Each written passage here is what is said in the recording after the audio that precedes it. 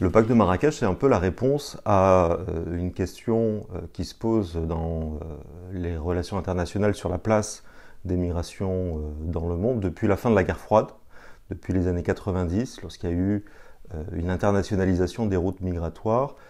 Au niveau des instances internationales, on a commencé à réfléchir sur la place des migrants dans le monde. Mais plus particulièrement, depuis 2015, et depuis que les Européens ont fait l'expérience d'une crise de l'accueil, avec cette arrivée de 1 200 000 réfugiés, et que l'Europe a eu une crise dans la façon dont les États membres ont pu se mettre d'accord, et d'ailleurs ils ne se sont pas mis d'accord pour répondre à l'arrivée de ces migrants, on a essayé de changer d'échelle et les Européens ont demandé à ce que l'ONU propose un cadre qui permette de dépasser le blocage. Donc c'est à la fois une question qui se pose depuis assez longtemps, depuis les grands moments de la mondialisation des migrations internationales, et quelque chose qui s'est posé de manière accrue depuis 2015 et la crise de l'accueil en Europe.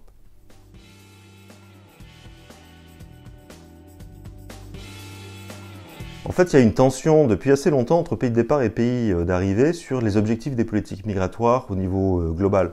Les pays de départ sont plutôt sensibles aux droits des migrants, à la circulation de leurs ressortissants, tandis que les pays d'arrivée, eux, sont plutôt soucieux de contrôler les flux. Et du coup, ça a obligé, au niveau international, à trouver un cadre commun qui permette de dépasser par le haut cette tension, en développant ce qui a été une approche gagnant-gagnant, gagnant pour pays de départ, gagnant pour les pays de destination, en mettant l'accent à la fois sur la régulation des flux réguliers et sur la lutte contre l'immigration irrégulière.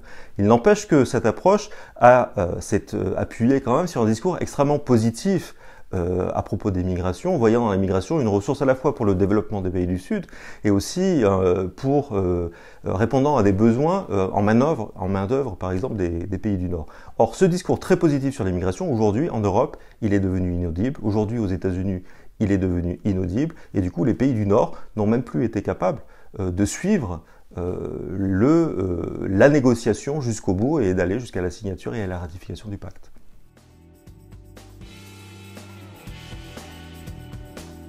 Le pacte est d'abord un texte qui n'est pas contraignant. Donc les États, sur une base volontaire, peuvent aller piocher dans les outils qui sont proposés pour essayer de coordonner entre eux une approche régulée et positive des flux migratoires au niveau international. Il n'empêche que, est-ce que un pacte qui fournit des outils pour développer une gouvernance globale des migrations, est-ce qu'il est réaliste, est-ce qu'il est praticable, dès lors que les deux plus grandes destinations des migrations internationales, que sont l'Europe et les États-Unis, se retirent en fait du soutien à ce pacte. Donc la question pour l'avenir, c'est quel leadership va pouvoir promouvoir les outils proposés par le pacte pour que ça devienne vraiment un cadre effectif de gouvernance mondiale.